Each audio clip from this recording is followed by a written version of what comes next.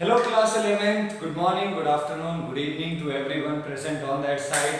Here Vinay again present in front of you to take out you on the some more interesting points related to the physics. As you all know that we are dealing with the class 11th physics, and in this class 11th physics we have started the work energy power unit.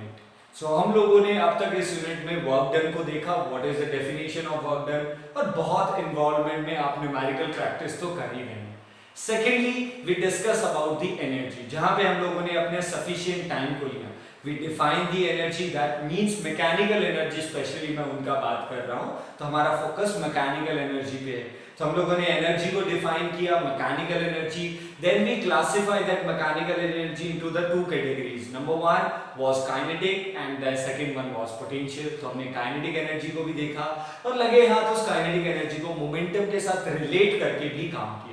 Then we proceed to the potential energy, as you know that, and we derive an expression for the gravitational potential energy, जिस पे हम लोगों ने काम किया. क्योंकि potential energy के भी बहुत सारे classifications देखे हम लोगों ने, mainly 3 classifications, and after that उसके बाद हम लोगों ने मैकेनिकल एनर्जी का कंजर्वेशन को वेरीफाई किया, कंजर्वेटिव फोर्स को देखा, बाकी चीजें हो गई. और लास्ट लेक्चर जो टोटली और इम्पोर्टेंट था वो आप लोगों के लिए क्या था, that lecture was on the potential energy stored in the spring. यानी हमने स्प्रिंग के काम करने का तरीका देखा, उसका फोर्स का फॉर्मूला F = -kx जो हुक्स लॉ से आया था. इस हुक्स लॉ के बारे में हम लोग सॉलिड चैप्टर में फ्यूचर में और बात करेंगे और भी ज्यादा डिटेल में जाएंगे. तो हम लोगों ने वो देखा. So we have done the energy. तो यानी टेक्निकली लास्ट स्प्रिंग के टॉपिक के साथ हम लोग एनर्जी के साथ डन है. सो हमारे चैप्टर का नाम है work, energy and power. So we have done the work, we have done the energy, so it is been time for the power. अब आखिरी टाइम है पावर के बात करने का. बट मैंने आपको स्टार्टिंग में कहा था कि जैसे इसका नेम सिग्निफाई है, तो वैसे पढ़ने तो 3 चीजें, बट एक और टॉपिक होगा जो इस पावर के अलावा ऐड होगा, कॉलिजन. तो उसको भी हम लोग आगे नेक्स्ट लेक्चर में देखेंगे. So with that quickly let's start with the power. और आज का लेक्चर कोई लंबा नहीं होने वाला है, बहुत क्विक हो जाएगा, बहुत जल्दी हो जाएगा, क्योंकि आज के लेक्चर में इतने कंटेंट है नहीं, क्योंकि आपने पढ़ा हुआ भी है पावर, और इतना लेंथी भी नहीं है, not so that much derivation expression कुछ नहीं है. तो जल्दी से इस पावर की definition, formula, dimension formula, everything को कंप्लीट करते हैं. 1 और 2 क्वेश्चंस को न्यूमेरिकल को डिस्कस करते हैं and let's wrap it up. तो जल्दी से करते हैं. So our topic is power. But let me clear one more thing. When I am stating the word power and when I am using the word power, it means I am being very much specific about the using of mechanical power. समझ पा रहे हो? हमारे पास यहाँ पे जो work done था वो मैकेनिकल वर्क डन था. मैकेनिकली कितना काम किया. अब देखो वो वर्क डन, ऑब्वियसली बात है, चार्ज काम करेगा तो उसे इलेक्ट्रिकल वर्क डन कहेंगे. अगर कोई और काम करता है तो उसी के अकॉर्डिंग हो जाएगा. तो ये मैकेनिकल वर्क डन था. इसलिए जो एनर्जी हुई, चाहे वो काइनेटिक हो चाहे वो पोटेंशियल हो, वो मैकेनिकल एनर्जी हुआ, मैकेनिकल. तो इसलिए यहाँ पे भी पावर मैकेनिकल है, इलेक्ट्रिकल पावर नहीं है. देखो आपने 10th क्लास में इलेक्ट्रिसिटी में पावर का फॉर्मूला पढ़ा होगा ना, I2R V2/R और VI. तो वो इलेक्ट्रिकल पावर थी, इलेक्ट्रिसिटी से. ये मैकेनिकल पावर है. तो when I state a word power, so please I am pretty much specific about कि मैं मैकेनिकल को देख रहा हूं. So what is the mechanical power? Let us define. So it is defined as rate of doing mechanical work. Rate of doing what? Mechanical work. Means power is equal to work done per unit time. Simple. वही है rate of doing work जिसे आप बुलाते हो. Simply 9th class में यही पढ़ा था. और आज का लेक्चर बहुत जल्दी होगा, with in the half an hour में ही अपने काम को खत्म कर देंगे आज हम लोग. So rate of doing work is known as power, work done per unit time. Okay, तो आप चलिए जल्दी जल्दी से मुझे इसकी हेल्प करिए छोटी छोटी चीजों पे. Like help me in its SI unit. SI unit क्या होगा? जूल पर सेकेंड. और एक और यूनिट होता है, आप लोग फेमिलियर होंगे इससे, what. So what is the SI unit of it? Its SI unit is joule per second, or you can also call as watt. But इसके अलावा भी कुछ और यूनिट्स हैं जिनके बारे में बात कर लेते हैं, जो आपको न्यूमेरिकल्स में यूज होगा. That 1 kilowatt. तो 1 किलोवाट मींस 10 की पावर 3 वॉट। क्लियर? और एक और आपको मिलेगा 1 एचपी। ओके, आई थिंक आप लोगों ने सुना होगा एचपी का मतलब हॉर्स पावर। हम लोग इस चीज के लिए यूज नहीं करते हैं, बट एफपीएस सिस्टम जहां पे है वहां पे एचपी को ज्यादा यूज किया जाता है। जहां पे फुट पाउंड यूज करते हैं ना, एफपीएस सिस्टम वो ज्यादा यूज करता है। And 1 HP is equal to 746 watt. Okay, तो ये आप लोग याद रखेंगे। डन है? तो चलिए एक बार जल्दी से मुझे डायमेंशन फॉर्मूले में भी हेल्प कर दो बेटा। Work done per unit time, work done dimension ml2t - 2 by t। Work done का डायमेंशन ml2t - 2 by t, तो आपका डायमेंशन क्या बना? ml2t - 3। so the dimension of the power is ml2t power -3। Clear that? चलिए अब यहां से छोटी छोटी डेफिनेशंस एक और आ जाती है। इंस्टैंटेनियस पावर, इंस्टैंटेनियस पावर, तो इस वर्ड से भी आप फेमिलियर हो यार। जैसे इंस्टैंटेनियस वेलोसिटी थी, इंस्टैंटेनियस एक्सेलरेशन था, ऐसे instantaneous power. So what is instantaneous power? The power at any particular interval of time, particular interval of time. तो जब आप किसी भी पर्टिकुलर इंटरवल ऑफ टाइम पे पावर निकालते हैं, स्मॉल इंटरवल के लिए, that power would call as what? Instantaneous power, means power would be dw by dt, means small time period के लिए जैसे करते थे ना, velocity is equal to dx by dt, means for the small interval time, particular time के लिए भाई इस टाइम पे आपकी कितनी velocity थी। so अगर आपसे कोई पूछे जाए what is the power at that particular instant, so it is the dw by dt। Mathematical term में अगर बात करें, so it would be what? Differentiation of work done with respect to time. But ये तभी possible है when work is function of time. Obvious बात है, ये चीज तो आप सब जानते ही हैं कि वर्क डन का टाइम के रिस्पेक्ट में डिफरेंशिएशन तभी किया जा सकता है जब वो टाइम का फंक्शन होगा। Got that point? तो ये हमारे लिए सबसे इंपॉर्टेंट चीज थी, छोटी सी, जो हम लोगों ने यहाँ पे लिखी। क्लियर है? तो चलिए इसे थोड़ा सा और मॉडिफाई करते हैं। आपको लग रहा होगा मैं क्विक जा रहा हूं, बट बेटा आई थिंक आप समझ सकते हैं, बहुत सारी आसान है, इजी चीजें हैं, तो इसे थोड़ा सा रैपिड अप ही कर देते हैं। तो वर्क डन, तो since work done is equal to F vector dot displacement vector, dr लिख लीजिए, ds लिख लीजिए, dx लिख लीजिए, आपकी मर्जी। But small amount of work done था ना, तो for the small displacement, particular displacement के लिए, तो हमारे लिए पावर क्या बनेगा? सो thus P is equal to F vector dot ds vector by dt, and what is ds vector by dt? Rate of change of displacement. It is velocity. So what is the another formula for the power? So the formula for the power is F vector dot velocity vector. Means you can say the power is the dot product of the force and the velocity vector। तो एक तरीके से यहाँ पे vector फिर से use हो गया। तो अब न्यूमेरिकल देखो यहाँ से भी बन सकता है, तो आपसे न्यूमेरिकल ये भी बन सकता है, आपसे न्यूमेरिकल डिफरेंशिएशन में भी पूछा जा सकता है, और आपसे न्यूमेरिकल वेक्टर फॉर्म में भी पूछा जा सकता है। If I give you the force vector, if I give you the velocity vector, can you calculate the power? Yes sir, I can calculate the power। तो हो सकता है बेटा ये, डन है। और अगर आप डॉट प्रोडक्ट को रिमूव करेंगे तो P is equal to FV cos theta, done है। So if theta is equal to 0 degree, so power has a formula FV। Similarly, if theta is equal to 180 degree, so then power is equal to minus FV। And the last one, if theta is equal to 90 degree, in that case the power is 0। Clear है? तो power can be positive, power can be negative, और power can be zero. But in spite of positive, in spite of negative, in spite of zero, power nature is scalar quantity. Power का nature कैसा होगा?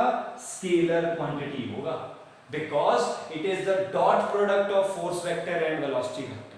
Velocity vector और force vector का dot product है। And what is the another name of the dot product? The other name of the dot product is the scalar product. तो ये हमारा scalar product है फोर्स और वेलोसिटी का। तो यानी डॉट प्रोडक्ट का जो रिजल्ट होता है वो खुद एक स्केलर क्वांटिटी यानी केवल मैग्नीट्यूड होता है उसके पास। क्लियर है with that point? So this is whole about the power. ये पावर के लिए सब कुछ। बस एक छोटा सा पॉइंट है जिसको मैं ऐड करना चाहूंगा, and this is physical unit of energy. Energy के लिए यूज होने वाली फिजिकल यूनिट। तो देखिए हमारे पास जो पावर का फॉर्मूला है बेटा वो है वर्क डन बाय टाइम। अब वर्क डन का फॉर्मूला आगे फोर्स इनटू डिस्प्लेसमेंट। बट एक चीज जो हमें नहीं भूलनी चाहिए, that according to work energy theorem, जितना हम लोग वर्क डन करेंगे उतनी ही हमारे पास एनर्जी होगी। डन है? सीधी सी बात है भाई। हाँ, अगर वो वर्क डन उस बॉडी की वेलोसिटी को चेंज करने के लिए रिस्पॉन्सिबल है, then work done would be equal to the change in kinetic energy. अगर वो वर्क डन बॉडी की पोटेंशियल एनर्जी चेंज करने के लिए रिस्पॉन्सिबल है, ग्रेविटेशन यानी हाइट में, तो आप उस वर्क डन को किसके इक्वल करेंगे? आप उसे ग्रेविटेशन पोटेंशियल एनर्जी के इक्वल करेंगे, mgh। और अगर वो वर्क डन किसी स्प्रिंग की पे अप्लाई हो रहा है तो वो वर्क डन हाफ की एक्स स्क्वायर। यानी इस वर्क डन के मल्टीपल फॉर्मूले हो सकते हैं। अगर मैं आपको अब ओवरव्यू बताऊं तो शायद इसके न्यूमेरिकल, जितना ये टॉपिक आपको छोटा लग रहा है, जिसको मैंने कहा कि हम लोग आज इसे बहुत जल्दी रैप अप करेंगे, तो इसके न्यूमेरिकल में आपको दिमाग उतना ही लगाना पड़ेगा, आई थिंक सबसे ज्यादा। क्यों? क्योंकि इसमें आपको फोर्स भी पढ़ना है भाई, आपको वेलोसिटी भी पढ़नी है, डॉट प्रोडक्ट भी है, डिफरेंशिएशन भी है, वर्क डन भी है, तो वर्क डन भी करना पड़ेगा। वर्क डन एनर्जी के इक्वल है, तो जो अभी हमारे जो पुराने एनर्जी के टॉपिक है तो वो भी करने पड़ेंगे। तो सीधा सा बात है, जैसे जैसे हम लोग अपने आप को फॉरवर्ड लेके जा रहे हैं, हमारे प्रीवियसली टॉपिक सारे साथ में चल रहे हैं। ये एक इंपॉर्टेंट चीज है जो फिजिक्स को एक इनहैबिटेट बना रही है, कि जब से हमने मैकेनिक्स शुरू किया है, लास्ट 3 मंथ 4 मंथ जो भी हम लोगों ने टाइम स्पेंड किया है, in that whole time period जो भी हम पढ़ रहे हैं वो आगे बढ़ता जा रहा है। ऐसे नहीं है कि इंडिपेंडेंट है। और टिल देन, जब तक आप पार्ट 1 में हैं, पार्ट 1, जब तक हम लोग ग्रेविटेशन फिनिश नहीं करेंगे, इसके बाद system of particle, then the gravitation, जो पार्ट 1 है ना बेटा, वो पूरा इंटरकनेक्टेड है, पूरा। अब देखो, आप इसी बोर्ड पे प्रेजेंटली आप पूरे अब तक के 4 महीने की एबिलिटी को देख सकते हो। आपको हर चीज मिलेगी। आपको फर्स्ट मेन चैप्टर से डायमेंशन मिलेगा भाई, ठीक है, डायमेंशन मिलेगा, एसआई यूनिट का कॉन्सेप्ट मिलेगा। तो एसआई यूनिट क्या होती है? तो ये टर्म और ये टर्म, तो ये हमारी फर्स्ट टर्म की फर्स्ट आ गया। ये हमारा मैथमेटिकल टूल का कॉन्सेप्ट क्या? डिफरेंशिएशन। ये तभी होगा जब वर्क डन फंक्शन है टाइम का, तो ये हम तभी कर सकते हैं। तो ये रेट ऑफ इंस्टेंटेनियस वहां से आया, ठीक है। ds वेक्टर बाय dt को हम लोग वेलोसिटी बोलते हैं, तो ये मोशन इन 1D चैप्टर का लॉजिक है। डॉट प्रोडक्ट ये वेक्टर चैप्टर का लॉजिक है, ओके। फोर्स आ रहा है तो फोर्स तो लॉज ऑफ मोशन में आया था हमारा, है ना, F = dp by dt। अब फोर्स मैं चाहे कैसे भी कैलकुलेट कर रहा हूं, आपसे ma यूज कर रहा हूं, dp by dp यूज कर रहा हूं, इंपल्स से फोर्स कैलकुलेट कर रहा हूं, मेरी मर्जी, मतलब टीचर की मर्जी, सॉरी, कि जो आपको न्यूमेरिकल मिला वहां से भी पूछ सकता है वो आपसे। तो कहने का मतलब है ये वहां से यूज हो रहा है, वेलोसिटी यूज हो रहा है, डॉट प्रोडक्ट है, फिर उसके बाद स्केलर और वर्क डन हो रहा है। वर्क डन है यार मेन तो इसी चैप्टर का है, वर्क डन एनर्जी के इक्वल है। तो बताइए ना, इधर क्या यूज नहीं हुआ? इधर एवरीथिंग यूज हो गई यार। आपका यूनिट और डायमेंशन का टॉपिक यूज हो रहा है। आपको वही वाली बात है, किसी भी XYZ स्टूडेंट ने अगर यूनिट और डायमेंशन को अब तक टच ही नहीं किया है, माइट बी वो चीज इसके लिए कंफ्यूजिंग है, वो समझ ही नहीं पाएगा क्या है, ये नहीं समझ पाएगा मैथमेटिकल। यानी एवरीथिंग रिक्वायर्ड है, यहाँ पे हर चीज चाहिए आपकी start to end. In that case आप लोग इसे सक्सेसफुली होल्ड कर पाएंगे। डन है? तो चैप्टर देखने में, टॉपिक देखने में छोटा आज का, बट न्यूमेरिकल में ज्यादा टाइम लगेगा। तो हमारे पास power is equal to work done by time which is equal to energy by time. Energy कोई भी हो सकता है, तो यहां से आपके पास एनर्जी क्या आ गया? Energy is equal to power into time. तो ये भी फॉर्मूला आप लोग एनर्जी के लिए यूज कर सकते हैं। देखो अब एक एनर्जी का नया फॉर्मूला आ गया। एनर्जी का फॉर्मूला अब तक क्या था? या तो वर्क डन के इक्वल होगा, या फिर अब तक एनर्जी हाफ mv², काइनेटिक है तो पोटेंशियल, ग्रेविटेशन है तो mgh, और अगर स्प्रिंग की है तो हाफ की x²। बट आपके पास पावर से भी, और अगर हम यहां से यूनिट बनाएं तो यहां से एनर्जी की यूनिट क्या आएगी? वॉट सेकेंड, और कमर्शियल यूनिट क्या होगी? कमर्शियल मतलब लार्ज यूनिट जो हम लोग यूज करते हैं, तो वॉट का किलोवाट और सेकंड का आवर। तो कमर्शियल यूनिट क्या है एनर्जी की? 1 किलोवाट आवर, यानी वॉट सेकंड बोलो या फिर जूल भी बोल सकते हो इसे, यही तो जूल है। तो 1 kilowatt hour is equal to 36 into 10 की पावर 5 जूल। ये भी याद रखेंगे भाई। ओके, ये इलेक्ट्रिकल में भी अप्लाई होता है, तो आपने इलेक्ट्रिसिटी चैप्टर में भी किया था, यहाँ पे भी अप्लाई होगा। Okay, so this is whole about the term of the power. ये पावर की टर्म से सब कुछ कंप्लीटली डन, एवरीथिंग जो भी हमारे पास कंटेंट था, जो भी हमें अभी तक पढ़ना था पावर में, सब कुछ हमारे पास यहाँ पे डन हो चुका है। Okay, so this is only the power, just only I think near about 15 to 16 minutes, है ना। तो इनसे 15 से 16 मिनट में हम लोगों ने ये डन कर दिया। तो चलिए एक दो न्यूमेरिकल की प्रैक्टिस कर लेते हैं। लेट इट बी लेक्चर, थोड़ा सा लगे तो सही लेक्चर है। तो चलिए कुछ न्यूमेरिकल की प्रैक्टिस करते हैं। After that and you will get the assignment in the description box. तो प्लीज असाइनमेंट को कंप्लीट कीजिए और पावर टॉपिक को जल्दी से जल्दी फिनिश कीजिए, सो दैट हम लोग अपने नेक्स्ट टॉपिक यानी कोलिजन पे काम कर सके। तो चलिए मैं आपसे बात करना शुरू कर देता हूं। तो चलिए यहाँ पे काम करते हैं। तो सिंपल सा एक क्वेश्चन उठाते हैं, मतलब एक जो थोड़ा सा टिपिकल उठाता हूँ, सिंपल वाले तो आप लोग खुद ही कर लेंगे। Okay, so he says a man cycles, a man cycles on a top of hill. एक हिल के ऊपर वो साइकिल को लेके जा रहा है। whose slope is 1 in 20, 1 in 20। इसके बारे में मैं आपसे बात करता हूँ। whose slope is 1 in 20 with 6.4 kilometer per hour। So the velocity of that cyclist is 6.4 kilometer per hour। The weight of the man and cycle, sorry, the mass of man plus cycle is 98 kg। तो दोनों का मिला के मास 98 kg है। So you have to calculate number one is power in HP। तो आपको power horse power में निकालनी है। Number 2 work done in 1 minute. 1 minute में उसने कितना वर्क किया ये आपको कैलकुलेट करना है। Done it? So this is been a very important question जो कंपटीशन AI में बना था बहुत साल पहले, मतलब 5-6 साल हो चुके हैं। बट एक इंटरेस्टिंग बात और एक इंटरेस्टिंग पॉइंट है जिसको अभी हम लोग यहाँ से देखेंगे। तो चलिए यहाँ से इंपॉर्टेंटली काम करना शुरू कर देते हैं। और वो क्या है, आपके पास एक मैन है जो हिल के ऊपर अपनी साइकिल को लेके जा रहा है। सो ऑब्वियसली बात है, हिल है तो इंक्लाइन तो होगी, है ना। तो ये साइकिलिस्ट है जो ऊपर की तरफ जा रहा है, ठीक है। whose slope is 1 in 20। तो पहले इस वर्ड को समझेंगे सब। तो शायद ये आप लोगों ने पहले भी देखा होगा। सो स्लोप इज 1 in 20, यानी उसकी जो ढलान है वो 1 in 20 है। यानी इसका मतलब हर 20 सेंटीमीटर में वो 1 सेंटीमीटर नीचे आ जाता है। इसका कहने का मतलब ये है, क्या कहने का मतलब है कि 20 सेंटीमीटर जब वो इस इंक्लाइंड सरफेस यानी हाइपोटेनियस में जब वो 20 सेंटीमीटर चलता है तो उसके रिस्पेक्ट में 1 मीटर नीचे आ जाता है, 1 in 20। ओके, तो हर 20 में वो 1 मीटर नीचे आता है, हर 20 मीटर में अगर यूनिट में बात करें तो। यानी हमारे पास अगर ये एंगल थीटा है, तो अगर हम लोग हाइपोटेनियस को 20 लेते हैं तो हमारा एल्टीट्यूड 1 होगा।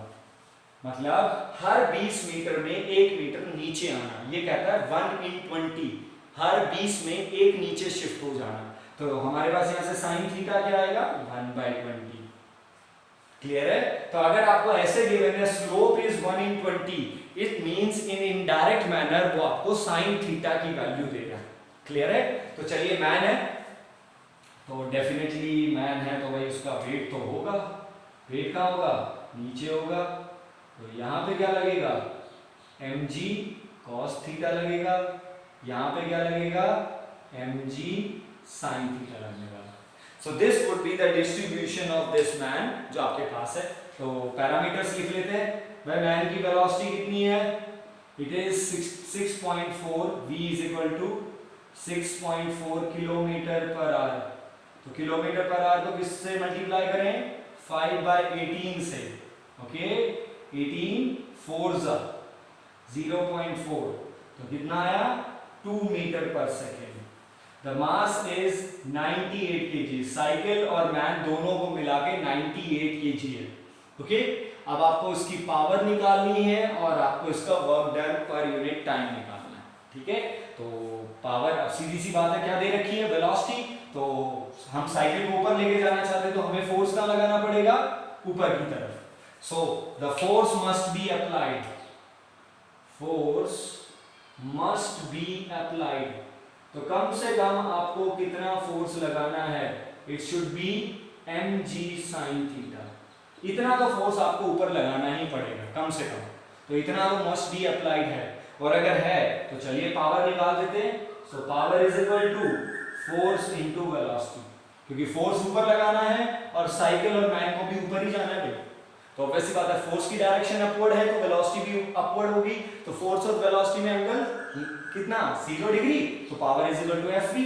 सो P is equal to F is mg sin theta into velocity.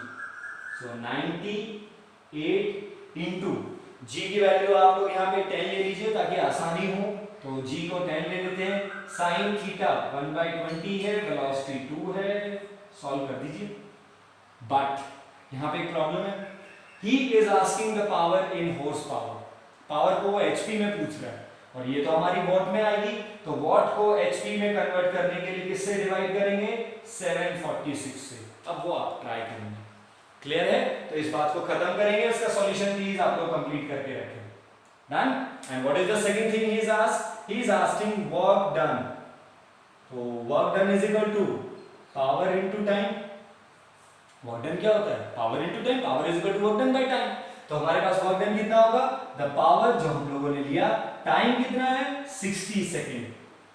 सीधी सी बात है, क्योंकि 1 मिनट में बोला है ना। So work done in 1 minute, तो 1 मिनट में यानी 60 सेकेंड में, तो ऐसा यूनिट में आपका आंसर। बट पावर ऐसा यूनिट में है तो पावर आपको जूल वाली लेनी पड़ेगी। ओके, हॉर्स पावर वाली लोगे एचपी, तो आप वर्क डन का यूनिट जूल नहीं लिख सकते वहां पे। ठीक है, तो वहां पे तो फिर आपके पास कोई नया यूनिट तो होगा नहीं, फिर आप लोग उसे एचपी सेकेंड लिखोगे। फिर अगर आप पावर को हॉर्स पावर में रखते हैं तो प्लीज वर्क डन का यूनिट जूल मेंशन नहीं करना है। क्लियर है? सो दिस इज द वे। एक छोटा सा टिपिकल था, अदरवाइज कुछ नहीं है इसमें। और ऐसे ही आपको अदर क्वेश्चंस मिलेंगे, अदर चीजें मिलेंगी, तो आई थिंक बिल्कुल इजी है। तो let's have do it, wrap it up. Power को खत्म कर देते हैं बेटा। So in the description box you will get the more numericals assignment के तौर पे आप लोगों को मिलेंगे related to the power. So please go with that, go through that. Power को खत्म कीजिए। बहुत छोटा सा टॉपिक है, तो ज्यादा लंबा चौड़ा है नहीं, तो इसे सून एज पॉसिबली फिनिश कीजिए। असाइनमेंट को खत्म कीजिए। Any doubt, any query, please let me know and we will meet soon with the next and the final topic of the work energy power which is collision। तो हम लोग collision के साथ आगे मिलेंगे, मतलब आगे एक्सीडेंट करवाएंगे। collision में देखेंगे कि जब भी दो बॉडी एक्सीडेंट होती है तो बहुत कुछ नया सीखने को मिलेगा आपको उसके अंदर। तो वेरीथिंग आई अकॉर्डिंग टू मी, मैं ट्राई कर रहा हूँ कि आपको हर टॉपिक एक बेटर एक्सप्लेनेटरी टर्म्स में आपके साथ पहुंचे, तो आप हर टॉपिक से कुछ ना कुछ सीख ही रहे होंगे। कुछ ना कुछ ऐसा रीजन आपको मिल रहा होगा आपकी डे टू डे लाइफ में, जो आपका टॉपिक यूज हो रहा है, तो आपको कोई ना कोई ऐसा रेलिवेंट रीजन मिल रहा है। और अगर कोई ऐसा टॉपिक है, कोई ऐसी चीज है जो आपने ऑब्जर्व की है इन योर सराउंडिंग, और वो हमारे प्रेजेंट टॉपिक से रिलेटेड है, मैकेनिक्स से रिलेटेड है अभी के लिए, जैसे मैग्नेटिक इलेक्ट्रिकल को थोड़ी देर के लिए पॉज करते हैं, उसे जब वो आएगा तो मैं उसके लिए आपको रेलिवेंट रीजन दे पाऊंगा। बट अभी अगर हमारे मैकेनिकल से अगर कोई भी ऐसा टॉपिक है जो आप ऑब्जर्व करते हो, जो आपको एक्सप्लेनेटरी चाहिए, तो please let me know. Okay, तो कुछ स्टूडेंट्स के आते रहते हैं डेली लाइफ के बहुत सारे एग्जांपल, डिस्कशन करने में बहुत मजा आता है। So please forward such type of a question in the आप कमेंट बॉक्स में भी छोड़ सकते हैं, व्हाट्सएप पे भी, जो आपको मालूम है प्लीज। तो please let me know about that, कोई भी डाउट, कोई भी query, and complete your assignment in the description box. So for today's this lecture has been over here. We will meet soon. Till then, please stay safe and complete this.